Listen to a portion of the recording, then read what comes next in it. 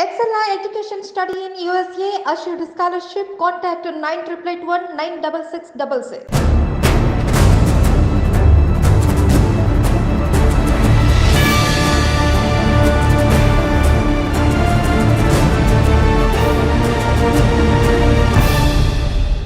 Welcome to I dream. Telugu రాష్ట్రాల్లో జరుగుతున్న రాజకీయ పరిణామాలు, కేసులో దర్యాప్తుపై హైకోర్టు అడ్వకేట్ రాజు రెడ్డి గారితో చిన్న చిట్చాట్ చేద్దాం. ఇటీవల కాలంలో రెండు రాష్ట్రాల్లో జరుగుతున్న సెన్సేషనల్ కేసులు ఏ దశలో ఉన్నాయి, ఒక్కొక్క కేసు ఏ స్థాయిలో వస్తుంది, వాటితో పాటు రెండు రాష్ట్రాలు ఎన్నికల వేడి వచ్చింది కాబట్టి ఆ ఎన్నికల పరిణామాలు ఏ విధంగా ఉండిపోతున్నాయి, అదేవిధంగా ఇటీవల జరుగుతున్న సర్వేలు వెనక ఉన్న నిజాలు ఏ విధంగా ఉన్న విషయం రాజురెడ్డి గారు అడుగుదాం. రాజురెడ్డి గారు నమస్తే అండి. నమస్తే. ముందుగా తీసుకుంటే తెలంగాణ రాష్ట్రంలో ఎప్పటి నుంచో జరుగుతున్న కవిత ఢిల్లీ లిక్కర్ కేసులో కవితకి ఇప్పటికీ ఆల్రెడీ ఈడీ కేసులో, సిబిఐ కేసులో జైల్లో ఉన్నారు. ఆవిడకి ఒకసారి బెయిల్ పిటిషన్ వచ్చింది. బెయిల్ పిటిషన్ మీద కోర్టు తీర్పు రిజర్వ్ చేశారు. కానీ ఎల్లుండి వస్తున్న మే 6వ తారీఖు నాడు దాంట్లో క్లారిటీ వస్తుంది కాబట్టి సిబిఐ కేసులో కానీ ఈడీ కేసులో కానీ కవితకి బెయిల్ వస్తుందా రాదా?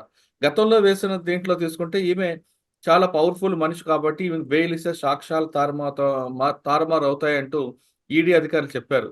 కానీ కవిత తరపు మాత్రం ఆమెకి హెల్త్ ఇష్యూస్ ఉన్నాయి కాబట్టి బెయిల్ ఇవ్వాలంటూ ఆమె చెప్తున్నారు. దీన్ని మనం ఏ విధంగా పరిగణ తీసుకోవాలి? నమస్కారం అండి. అంటే డిఫరెంట్గా ఈరోజు డీప్గా వెళ్లకుండా జనరల్ చిట్చాట్, ఎందుకంటే కవిత గారి పైన మనం చాలా మాట్లాడడం జరిగినాయి, ఆల్రెడీ ఆర్గ్యుమెంట్లు జరిగినాయి, రిజర్వ్ ఫర్ జడ్జిమెంట్. కవిత గారి విషయంలో వస్తే నేను మళ్ళీ చెప్తా ఉన్నా అండి, బెయిల్కి 3 కండిషన్లు. వారు ఎవిడెన్స్ని ట్యాంపర్ చేయరు, విట్నెస్లని ఇన్ఫ్లుయెన్స్ చేయరు, థ్రెటన్ చేయరు, ఎవిడెన్స్ని ట్యాంపర్ చేయరు, మరియు జ్యూరిడిక్షన్ ఇచ్చి పారిపోరు అని. ఈ 3 కండిషన్లు కవిత గారికి వ్యతిరేకంగా ఉన్నాయి. అంటే ఆవిడ పెద్ద పొలిటికల్ లీడరు ఒకటి, రెండోది ఆల్రెడీ ఎవిడెన్స్ని ట్యాంపర్ చేసినట్టు ప్రైమా ఫేసి ఎస్టాబ్లిష్ చేస్తున్నారు, సెల్ ఫోన్లు డిలీట్ చేశారు, ఆ రామచంద్ర పిల్లే వాళ్ళు వీళ్ళు స్టేట్మెంట్లు మార్చడం, కాబట్టి బెయిల్ వచ్చే ఛాన్సులు చాలా చాలా తక్కువ. ఏదైనా బెయిల్ గీలు అంటారా, అదేంటంటే కాలక్రమేణా ఏళ్ళు గడవగా నెలలు గడవగా ఏదో రోజు బెయిల్ అయితే వస్తుంది కంపల్సరీగా. ఐ థింక్ మనీష్ సిసోడియాకి మళ్ళీ డిస్మిస్ అయినట్టుంది బెయిల్ ఎంతో కాలం తర్వాత. సో ఈ పరిణామాలు చూస్తే బెయిల్ రాదు. దానికి తోడు నేను చెప్పాను, కవిత గారు వేసిన అఫిడవిటే బెయిల్ పిటిషన్లోనే ఆవిడ నేను ఇంత పెద్దగా, నా హోదా ఇది, నా అచీవ్మెంట్స్ ఇవన్నీ చాలా వేసారు. అది 664 పేజీలు పేజీల్లో. దాంట్లో మొత్తం వారి గురించి చెప్పుకోవడమే కానీ బెయిల్ ఎందుకు ఇవ్వాలనే గ్రౌండ్స్ చాలా తక్కువ ఉన్నాయి. ఆరోగ్య విషయాలు అంటారా, నేను చెప్పాను ఒక బీపీ ఒకటి రైజ్ అయింది తప్పిస్తే అంతకంటే పెద్దగా కన్సర్నింగ్ గా బెయిల్ ఇచ్చేంత అయితే మెడికల్ కండిషన్స్ అయితే ఏమీ లేవు. అంటే లేడీస్ ఇష్యూస్ కొన్ని ప్రాబ్లమ్స్ ఉన్నాయి కాబట్టి బెయిల్ ఇవ్వాలంటూ వాళ్ళ తరపున అడ్వకేట్ అడుగుతారు. లేదండి, మీరు ఆ పిటిషన్ లోనే ఉన్నాయండి, పెద్దగా ఏం లేవు మెడికల్ ఇష్యూ, ఎక్సెప్ట్ అరెస్ట్ అయిన తర్వాత బీపీ రైజ్ అవడం తప్పిస్తే లేదు. సార్, ఒకవేళ కింద కోర్టు కొట్టింది అనుకోండి బెయిల్ మే 6వ తారీఖు నాడు, హైకోర్టు సుప్రీం హైకోర్టుకి వెళ్ళొచ్చా? అది న్యాచురల్ ప్రోగ్రెషన్, హైకోర్టుకి సుప్రీంకోర్టు.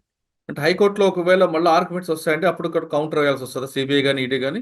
కౌంటర్. ఇప్పుడు జనరల్ గా సిబిఐ వారు ఈడీ వారు ఏదైనా చెప్పాను కదండి, అప్రూవర్ కింద అయినప్పుడు లేకపోతే వారి వాల్యూ అంత లేదని అనుకున్నప్పుడు పెద్దగా అపోజ్ చేయరు అనమాట. అదే కోర్టు వారికి హింట్ అనమాట, బెయిల్ ఇవ్వచ్చు అని. జరిగినంత వరకు వాళ్ళు అపోజ్ చేస్తారు. అపోజ్ చేస్తే అంటే బేసిక్ లీగల్ గ్రౌండ్స్ ఈ కండిషన్లు సాటిస్ఫై చేయాలి. ఈ 3 కండిషన్లు కవిత గారి ఫేవర్ లో లేవు. కానీ 3 కండిషన్లు మీరు అన్నట్లు లేవు అంటున్నారు, కానీ వాళ్ళ తరపున అడ్వకేట్ మాత్రం మేము ఎవరికి ప్రలోభాలకు గురి చేయం, బెదిరించమంటూ వాళ్ళు చాలా క్లియర్ గా. అది తర్వాత కమిట్మెంట్లు అండి, నేను అనేది అదే.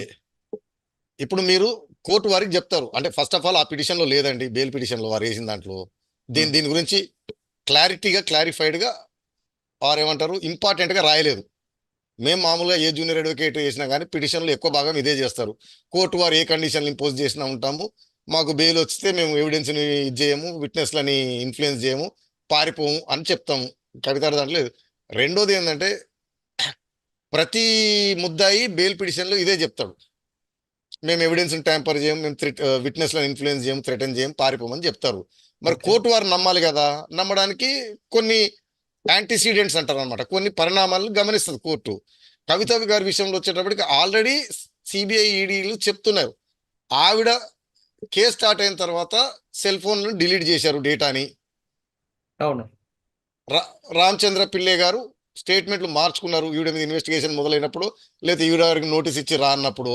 సో దీని ఇన్ఫరెన్స్ ఏంటిది చెప్పండి? కోర్టు జడ్జి వదిలిపెట్టండి, సామాన్య ప్రజలు ఆలోచించుకోండి. మొదలు కాగానే డిలీటు, నోటీస్ రాగానే విట్నెస్లు స్టేట్మెంట్లు మార్చుకోవడాలు. లాజికల్ ఇన్ఫరెన్స్ ఏంటిదండి? ఏ కామన్ సెన్స్ ఉన్న వ్యక్తి అయినా కానీ. కానీ మీరు ఆ విధంగా అంటున్నారు. కానీ కవిత తరపు వాళ్ళు ఏమంటున్నారంటే అసలు కేసే లేదు, అరెస్ట్ సక్రమం కాదు, ఈ రెండు లేనప్పుడు ఇంకా మమ్మల్ని ఎందుకు ఇంకా వస్తారు అంటారు వాళ్ళు. దీనికి ఇంట్రెస్టింగ్ కూడా చెప్తానండి. కేసు లేదు అనే వాదన పోయిందండి.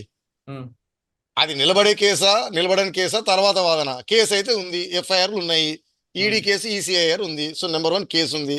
ఇంట్రెస్టింగ్ గా అంటే మన దేశంలో ప్రాబ్లం ఏమవుతుందంటే అండి, మీడియా ఎస్పెషల్లీ ప్రజలు మినిమం ఏమంటారు నాలెడ్జ్ లేకపోవడం బాధాకరం. లేనప్పుడు మీడియా కూడా ఎన్లైటన్ చేయాలి, చేయట్లేదు. కేసీఆర్ గారు ఈ మధ్యన టీవీ9 ఇంటర్వ్యూలో కూర్చొని లిక్కర్ స్కామ్ గురించి రజనీకాంత్ గారు అనుకుంటా ప్రశ్న అడిగితే అది అది అసలు స్కామ్ ఎట్లా అవుతుంది, అది ఢిల్లీ గవర్నమెంట్ తీసుకున్న ఒక పాలసీ అని అన్నాడు. ఉమ్, ఇక్కడ మిస్లీడింగ్ ఎక్కడ ఉంటుందంటే అండి, పాలసీ డిసిషన్లు తీసుకునేది ప్రభుత్వాల హక్కు, నేను కాదనట్లేదు. కానీ ఆ పాలసీలు ఎలా తీసుకోవాలని రాజ్యాంగం ప్రకారం, చట్టం ప్రకారం తీసుకోవాలి. ఫర్ ఎగ్జాంపుల్ ఇప్పుడు ముఖ్యమంత్రి గారికి చట్టం పాస్ చేసే హక్కు ఉందండి, పాలసీ తీసుకునే హక్కు ఉందండి.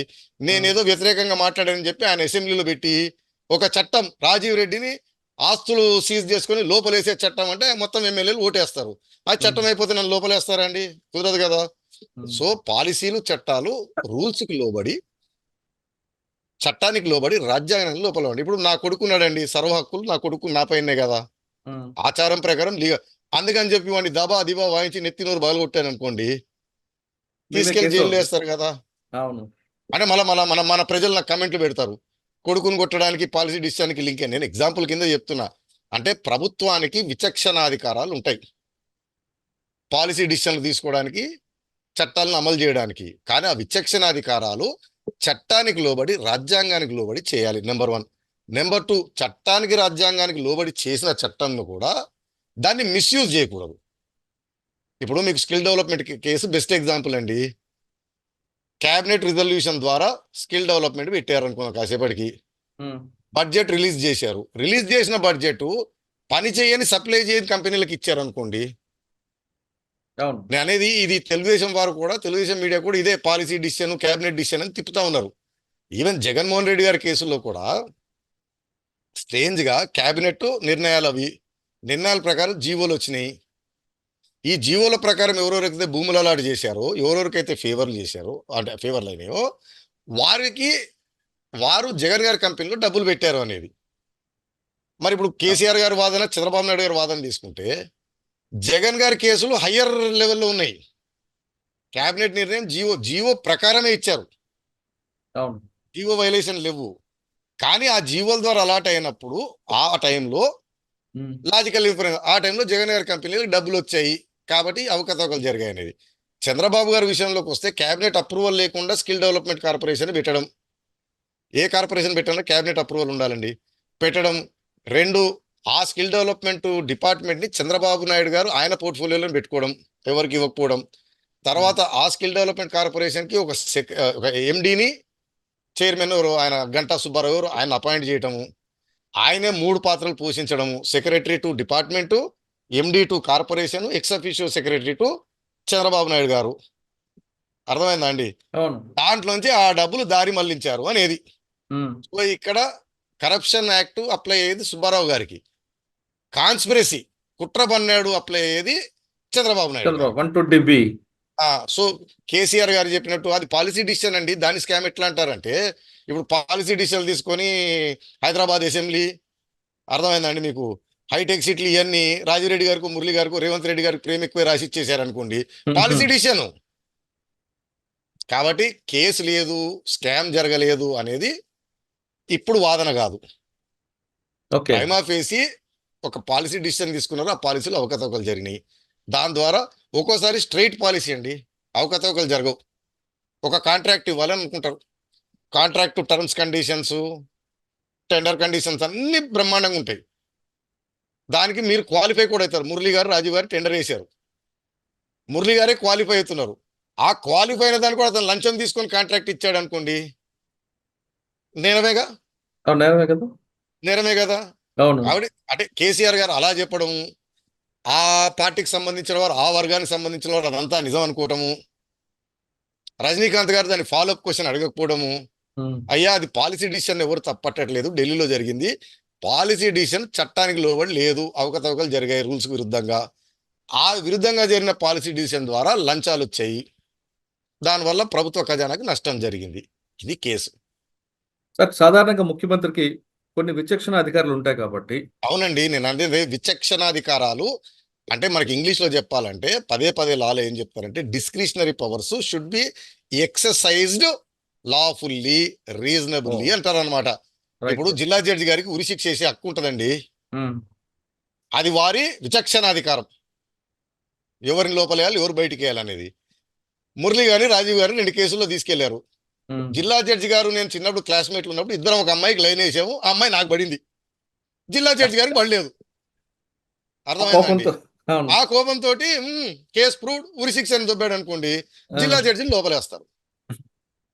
విచక్షణ అధికారం అర్థం ఏంటంటే అపరిమితమైన విచక్షణాధికారం కాదు, పరిమితులకు లోబడి విచక్షణ ఎక్సర్సైజ్ చేయడం. సేమ్ నా కొడుకుని నేను డిసిప్లిన్ లో పెట్టుకోవాలి, క్రమశిక్షణలో పెట్టుకోవాలి అని నేను విచక్షణ ఎక్సర్సైజ్, ఆ విచక్షణ నేను ఐరన్ రాడో సుత్తో తీసుకొని వాయించాను అనుకోండి ఆవేశపడి, అది వైలేట్ చేయటం అనమాట. అంటే అక్కడ వరకే కాదు, మీరు నార్వే లాంటి కంట్రీకి వెళ్తే మీ పిల్లని తిట్టినా సరే కేసు అవుతుంది కదా. ఇక్కడ కూడా అండి, స్కాట్లాండ్ లో కూడా ఇక్కడ కూడా అంటే మరి తిట్టినా కొట్టినా కేసు కాదు, కానీ నేను అనేది అదే, మీ మీ మీ రెస్పాన్సిబిలిటీని రీజనబుల్ ఎక్సర్సైజ్ చేశారు అనేది. రీజనబుల్ ఎక్సర్సైజ్ అనేది కల్చర్ కి డిఫరెన్స్ ఉంటుంది. ఓకే, అంటే మీరు చెప్తున్నట్లుగా ఫైనల్ గా కవిత గారికి బెయిల్ ఇప్పట్లో వచ్చే అవకాశం లేదు. నాకు తెలిసి అయితే బెయిల్ కష్టం. ఓకే.